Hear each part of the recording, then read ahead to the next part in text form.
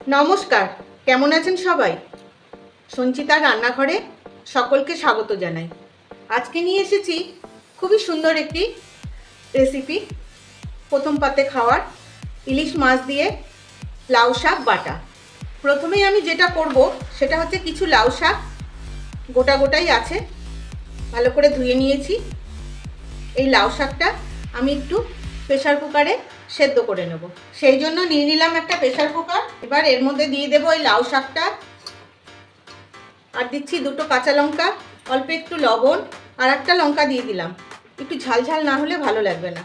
3টে লঙ্কা আর একটু কালো জিরে, আর দেবো খুব সামান্য একটু জল। এই লাউয়ের পাতার জলেই এটা সেদ্ধ করব। এই খুব সামান্য, চায়ের কাপে এতটুকু, একটা সিটি মেরে নিলেই হয়ে যাবে সেদ্ধ।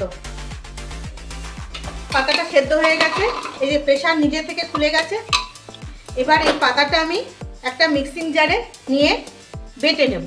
জলটাও আমি কিন্তু ফেলবো না, জল সমেতই বেটে নেব। এবার ইলিশ মাছের যে একদম গলার কাছের যে মাছটা থাকে, প্রচণ্ড গিরি কাটা হয়, একদম এটা কিন্তু খুব কাটা হয়, এটা আর লেজটা, এই দুটো আমি একটু ছোট করে কেটে নিয়ে ভেজে নেব। এবার বসিয়ে দিলাম একটা কড়াই, দিয়ে দিচ্ছি খানিকটা সর্ষের তেল। তেল খুব ভালো করে গরম হয়ে গেছে। এবার এই মাছটা আমি কড়াইয়ে দিয়ে দিয়েছি, এটাকে একদম লাল করে ভেজে নেব, কড়া করে। মাছটা পুরো কড়া করে ভাজা হয়ে গেছে, এবার আমি তুলে নিচ্ছি। এটা আর একটু ভেজে নেব। এই যে এবার মাছটা আমি একটু ছাড়িয়ে নিলাম, আর এই মোটা কাঁটাগুলো দেব না, এই মোটা কাঁটাটা আমি ফেলে দিচ্ছি। এবার এই মাছটাও আমি বেটে নেব। বাটাবুটি শেষ। এবার কড়াইয়ে আর একটু কালো জিরে দিয়ে দিলাম, কালো জিরা ফুটে গেছে। এবার দিয়ে দিচ্ছি এই লাউ পাতা বাটাটা,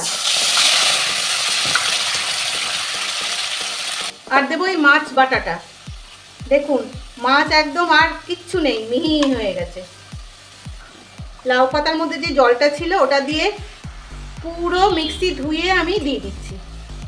যাদের মিক্সি নেই তারা শিলনোড়াতে বাটবেন, কাঁটা এত মচমচে করে ভাজা হয়ে গেছে যে বাটা হয়ে যাবে।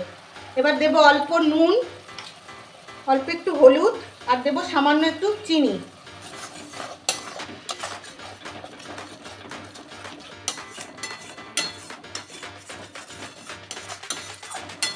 এবার বেশ করে এটাকে নেড়ে নেব যতক্ষণ না শুকোচ্ছে। আমার একটা জিনিস দিতে একদম ভুল হয়ে গেছে, সেই জন্য আমি বাটাটা প্রায় হয়েই এসেছিল, আমি এটাকে নামিয়ে নিলাম। এতে দিয়ে দিচ্ছি 1 কোয়া মতন রসুন, একটু থেতো করা, আর একটা কুচো করে রাখা কাঁচা লঙ্কা। এটা কিন্তু ওই যে বাটাটা যে ছাড়লাম তার আগে দিলেও হবে, এরকম আলাদা করে দেওয়ার দরকার নেই। আমার এটা একদম ভুল হয়ে গেছে বলে আমি এভাবে করছি। এই রসুনটা না পড়লে ঠিক বাটার স্বাদটা আসে না। এবার আর একটু বাটাটা কিন্তু আমার হয়েই গেছে,